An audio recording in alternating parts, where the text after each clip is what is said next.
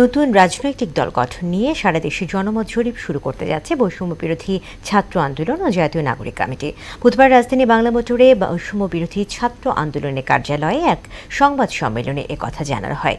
নতুন এই কর্মসূচির অংশ হিসেবে নতুন দলের কাছে নানা শ্রেণী পেশার মানুষের প্রত্যাশা কী এবং নতুন বাংলাদেশ কেমন হতে পারে সে বিষয়ে জনমত নেওয়া হবে। মাহবুব হাসান রিপনের প্রতিবেদন।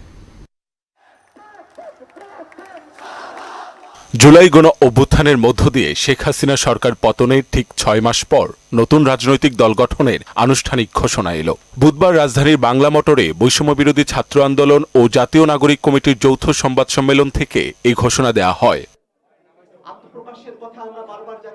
নতুন রাজনৈতিক দল গঠনকে সামনে রেখে তারা সারা দেশে জনমত জরিপ পরিচালনা করবেন। জাতীয় নাগরিক কমিটির আহ্বায়ক জানান, নতুন দলের কাছে মানুষের প্রত্যাশা জানতে অফলাইনে ১ লাখের বেশি মানুষের কাছে মতামত চাওয়া হবে।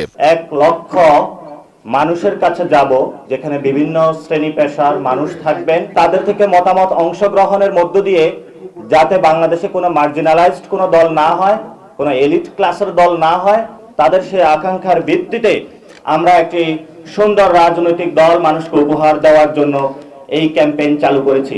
সংবাদ সম্মেলনে কর্মসূচির বিষয়ে লিখিত বক্তব্য পাঠ করেন বৈষম্য বিরোধী ছাত্র আন্দোলনের আহ্বায়ক হাসনাত আব্দুল্লাহ। বলেন, বিদ্যমান রাজনৈতিক দলগুলো ও তাদের কাঠামো মানুষের আশা আকাঙ্ক্ষাকে ধারণ করতে ব্যর্থ হওয়ায় ছাত্র জনতার নতুন রাজনৈতিক দল মানুষের আশা আকাঙ্ক্ষাকে বাস্তব রূপ দিতে ব্যর্থ হয়েছে।